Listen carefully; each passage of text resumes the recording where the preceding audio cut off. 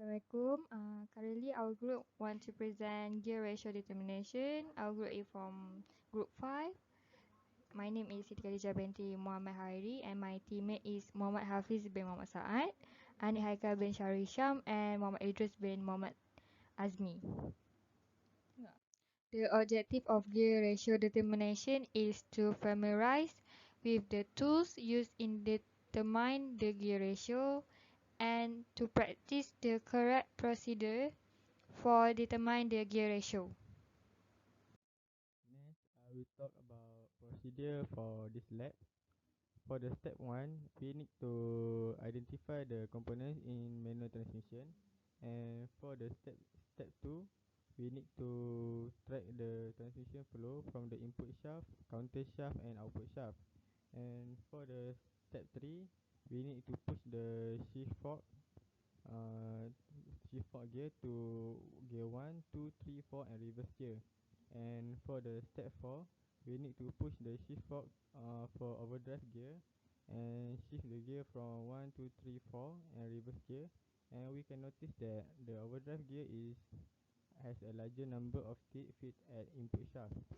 And for the step 5, we need to calculate the number of the teeth for gear 1, 2, 3, 4 and reverse gear, and also for the normal and overdrive gear.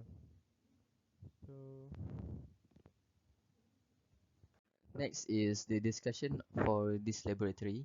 The first question is calculate the gear ratio, speed ratio, and output speed for the gear 1, 2, 3, 4, and reverse in the normal and overdrive driving. And to simplify the calculation, the engine speed is taken at 2000 rpm. This is the sample calculation for gear ratio, speed ratio, and output speed. So this is the data for normal driving. Um, Next is the data for overdrive driving. As you can see, the difference between overdrive and normal driving is at the gear ratio, speed ratio, and output speed. The output speed literally is more than the normal driving. Second question for discussion is to determine the final drive ratio for gear 1, 2, 3, 4, and reverse in normal and overdrive driving. There is the sample calculation for final drive ratio. So this is the data for final drive ratio for normal driving, and this is the data for final drive ratio on overdrive driving. The third question for the discussion is to plot the graph for gear ratio versus shifting gear and output speed versus shifting gear on gear 1, 2, 3, and 4 in normal and overdrive driving. So this is the graph after combined with the normal and overdrive driving. This is the gear ratio versus shifting gear and output speed versus shifting gear. discussion number 4. Discuss component and function in the manual transmission construction. In manual transmission, they have a lot of components and its functions such as shift levers that enable driver to shift gears. It also has spin shaft that rotate while other parts lie on the shaft. Besides that, it also has gears that transmit the power and bearing that support the shaft and transfer the load to case or housing. Discussion number 5 is discuss the transmission flow for gear 1, 2, 3, 4 and reverse in normal and overdrive driving. From the graph, we can see that the gear ratio for overdrive driving is lower than normal driving. This is because in overdrive driving, they will focus to increase speed than torque.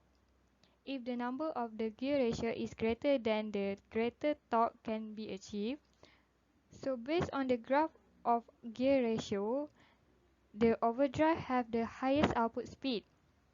From the graph, we can also see that the output speed for the overdrive driving is higher than normal driving. This because of the speed reason.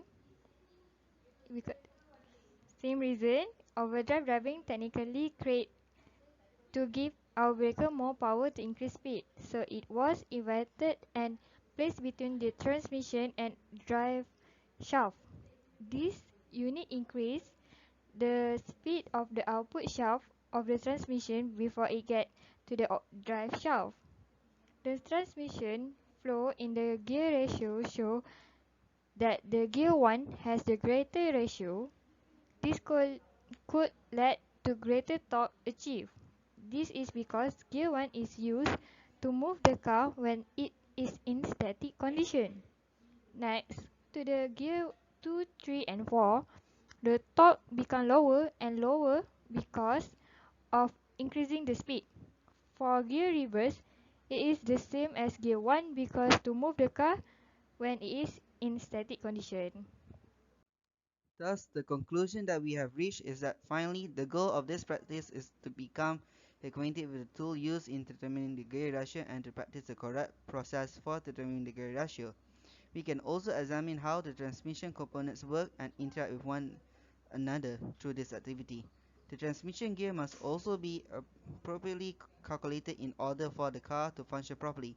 It can be seen that gear 1 has the greatest gear ratio value, which is due to the fact that it must have a high torque value in relation to speed in order for the vehicle to move when it is in a static position.